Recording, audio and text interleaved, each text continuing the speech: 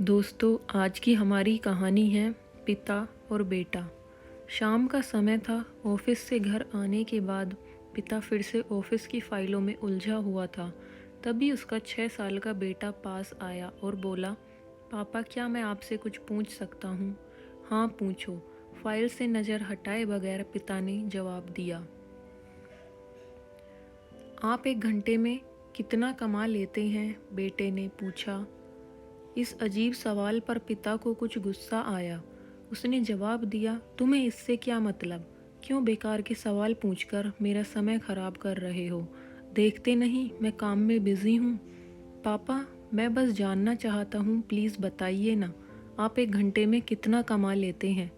बेटा जिद करने लगा। 500 रुपये, पिता ने जवाब दिया और काम में लग गया।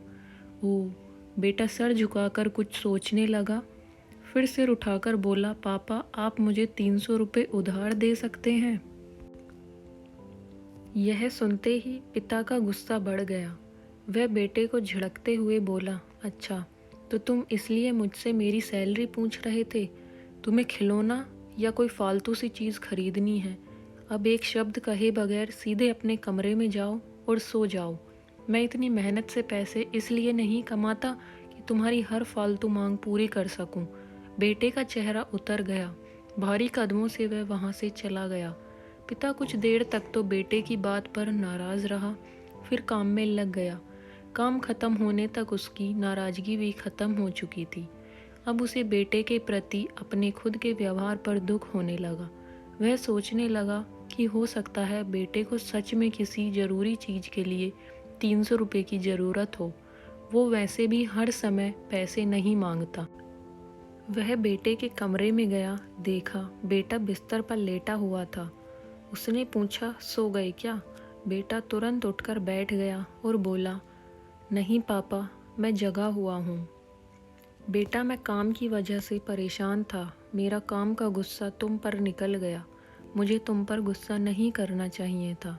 ये लो 300 रुपये जो उस समय तुम मुझसे मांग रहे थे। पिता बेटे के पास बैठते हुए बोला। थैंक यू पापा। बेटा चहक उठा। 300 रुपये एक तरफ रख उसने अपने तकिए के नीचे दबे कुछ नोट निकाले और उन्हें गिनने लगा। यह देख पिता को फिर से गुस्सा आने लगा। वह गुस्से में बोला, जब तुम्हारे पास पहले से ही पैसे थे तो तुम और पैसे क्यों मांग रहे थे? क्योंकि मेरे पास पूरे पैसे नहीं थे पापा, अब हैं। बेटे ने मासूमियत से जवाब दिया। पापा ये लीजिए 500 रुपये। क्या इससे मैं आपका 1 घंटा खरीद सकता हूँ? प्लीज़ कल आप घर जल्दी आ जाना।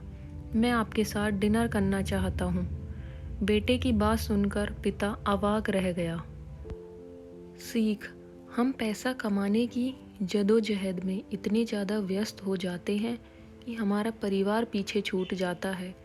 हमारे पास अपने परिवार और प्रियजनों के साथ बिताने के लिए समय ही नहीं होता। समय धीरे धीरे हमारे हाथ से फिसलता चला जा रहा है और बीता समय कभी वापस नहीं आएगा। ऑफिस में हमारा रिप्लेसमेंट बड़ी ही आसानी से ढूंढ लिया जाएगा, लेकिन परिवार का कोई रिप्लेसमेंट नहीं है। अपने परिवार को महत्व दें।